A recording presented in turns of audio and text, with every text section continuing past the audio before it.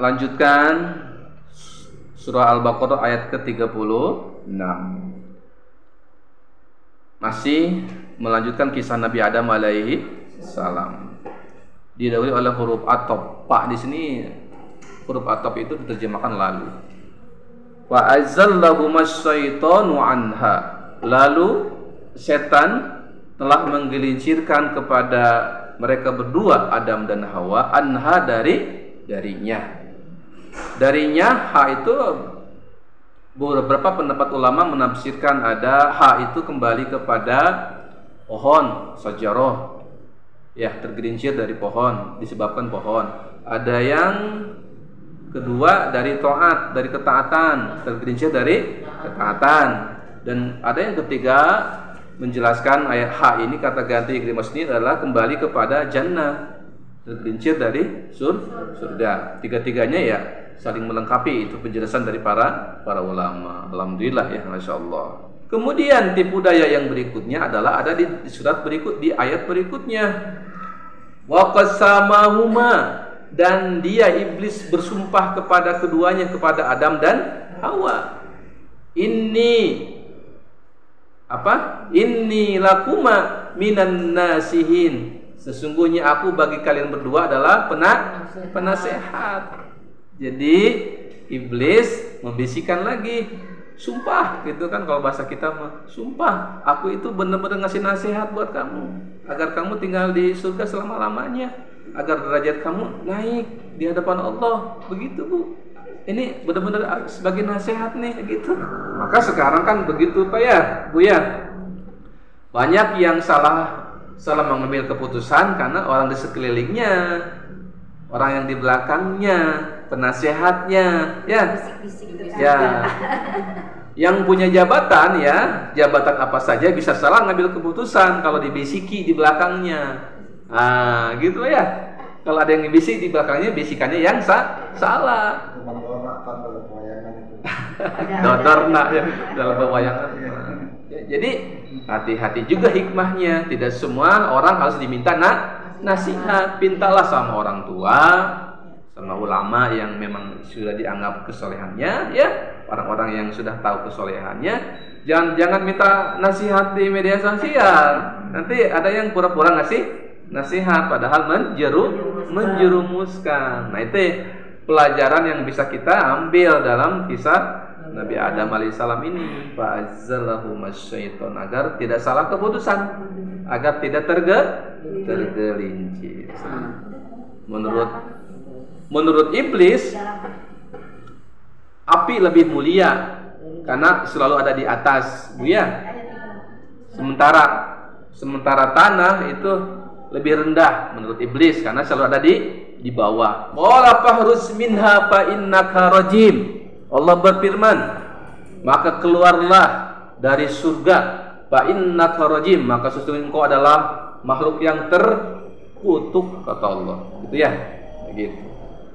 Wa inna 'alaika la'nati ila yaumiddin, dan sesungguhnya engkau mendapat laknat dari aku, kata Allah. Laknat dari Allah ila yaumiddin, sampai hari pembalasan. Jadi laknatnya selama-lamanya dari Allah. Qala rabbi fa'angdirni, iblis berkata kepada Allah, wahai Tuhanku, maka tangguhkanlah aku ila yaumi yub'atsun, sampai hari mereka dibangkitkan. Nah, ayat ini makanya iblis sampai sekarang usianya masih hidup. Karena Allah yang menangguhkan. Jadi iblis yang menggoda Adam alaihissalam waktu di surga, ya, itu sekarang masih ada dan beranak pinak. Keturunannya disebut setan dari bangsa jin itu. Karena iblis itu kana minal jin, dari bangsa jin. Umurnya panjang, masih ada. Kalau Adam kan meninggal, ya, nenek moyang kita Adam alaihissalam meninggal, ya kan, keturunannya ya meninggal juga. Keturunan iblis pun meninggal. Jin yang jadi setan dari keturunan iblis itu meninggal. Cuman usianya panjang-panjang, ratusan tahun. Kalau anak cucu Adam pendek-pendek, paling lama berapa tahun, Bu?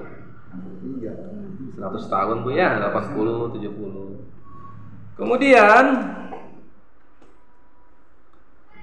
Qala fabi izzatika la ugwiyannahum ajmain. Kalau begitu, kata iblis, maka aku bersumpah demi kebesaranmu ya Allah. Tetap iblis juga mengakui kebesaran Allah. La ugwiyannahum ajmain, minta izin, sungguh akan menyesatkan mereka semuanya. Anak keturunan Adam nih, mereka. Itu. Mereka. Sama Bu ya. Sama bisa juga ya. Kita ini. Sama saya juga Bu ya. Ila ibadaka minhumul mukhlasin. Kecuali hambamu yang mukhlas. Allah, iblis tidak bisa menggoda. La ugwiyannahum ajmain, sungguh aku akan menggoda mereka semuanya, anak keturunan Adam. Illa ibadaka minhumul mukhlasin, kecuali yang tidak bisa aku goda adalah hambamu yang mukhlas. Iya Bu ya. Mukhlas beda Bu, mukhlas sama mukhlis. Mukhlis beda. Di sini kan mukhlas. Artinya? Mukhlis beda. Mukhlas artinya apa? Kalau mukhlas pasti mukhlis. Kalau diterjemahkan secara harfiah orang ikhlas, tapi maknanya beda. Kalau mukhlas pasti mukhlis. Kalau mukhlis belum tentu mukhlas. Gitu Bu ya. Apa bedanya? Kalau mukhlis yaitu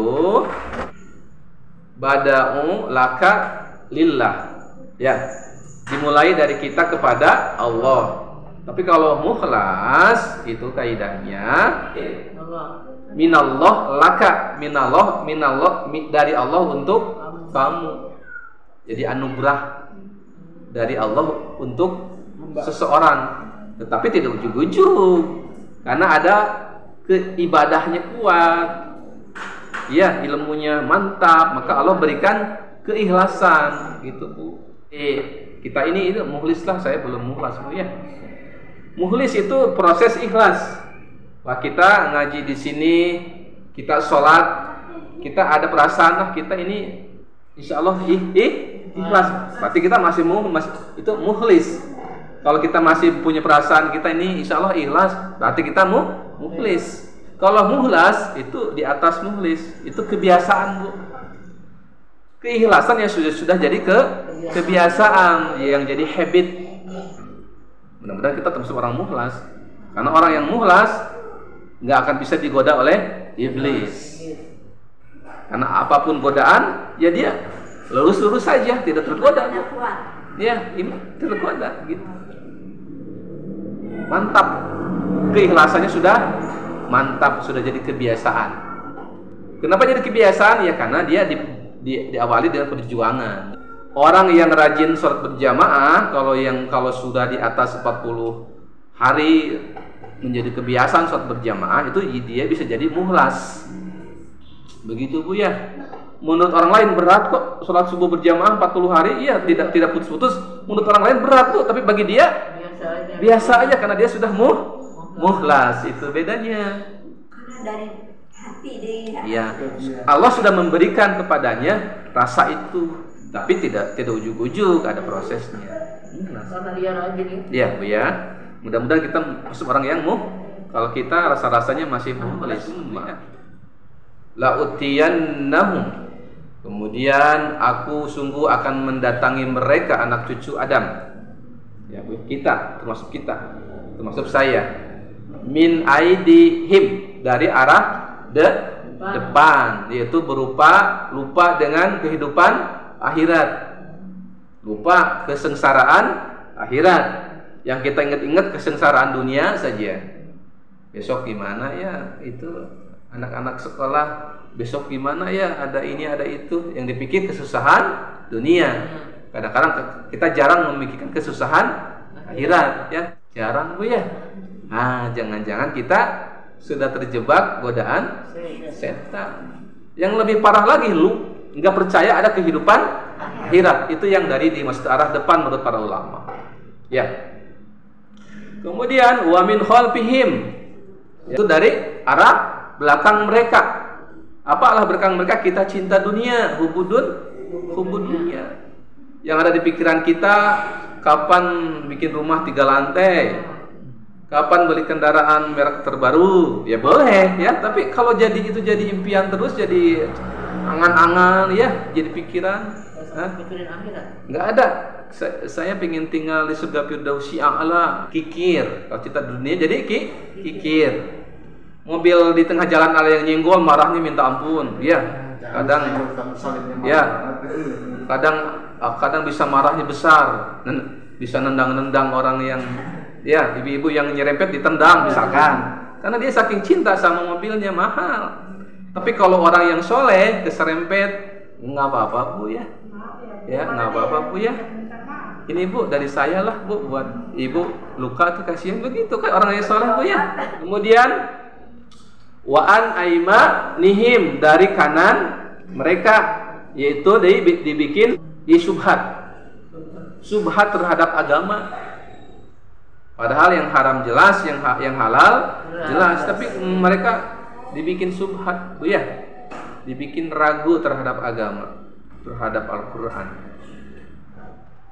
Kemudian dari wa'an sama ilihim, dari arah kiri mereka, arah kiri mereka adalah dihiasinya maksiat. Maksiat itu indah di mata mereka. Kata Bang Haji Roma, jalan ke surga kan gratis, jalan ke neraka mahal. Tapi karena dihiasi banyak, ya, banyak yang bayar dengan harga mahal, Pak ya. Kalau ke masjid kan gratis. Bahkan ibadah haji sebenarnya gratis. Yang bayar itu ongkos pergi ke sananya. Ya, sama nginep di hotelnya ya. Kalau ibadah hajinya makan gratis Bu. Kan bayar ke Masjidil Haram nggak bayar. Tapi masjid sepi, padahal gratis, padahal itu jalan ke surga. Karena kemaksiatan dihiasi itu dari arah kiri Bu ya. Hanya ada 2 arah yang tidak bisa dimasuki setan, yaitu arah depan dan arah atas dan bawah. Kenapa? Karena bainal abdu wa rahmatullah. Karena di antara penghambaan dan kasih sayang Allah. Kalau kita ke bawah sujud terus ya, dan ke atas bermunajat kepada Allah, berdoa, otomatis setan tidak bisa menggoda kita. Karena dari sujud kita semakin kuat insyaallah keimanan kita. Dari munajat ke Allah ya, ini kan Ibu, kita akan diberikan kekuatan oleh Allah. Dan mudah-mudahan kita termasuk orang mukhlas ya Bu ya, mukhlis jadi mukhlas. Wa akhrajahuma mimma kana fi, maka dia mengeluarkan keduanya dari kenikmatan surga ya. Jadi Adam dikeluarkan dari kenikmatan surga. Kenapa huma tidak mereka ya? Karena kan iblis sudah dikeluarkan duluan dari surga ya. Waktu nggak mau sujud kepada Adam alaihissalam. Kemudian wakulnah bitu, maka dan Allah memerintahkan, Allah berfirman, turunlah kalian ya. Nah di sini baru kalian, itu Adam, Hawa dan iblis. Ba'dukum li ba'din adu, sebagian kalian menjadi musuh bagi yang lain. Ada di surat yang lain adalah inna syaitana lakum aduwwun fattahiduhu aduwa. Sesungguhnya setan itu adalah bagi kamu adalah musuh, maka jadikanlah musuh yang nyata. Sebenarnya musuh yang nyata kita tuh setan, Bu ya. Kalau semua orang yakin setan itu musuh yang nyata, tidak akan ada tidak ada kemaksiatan, Bu.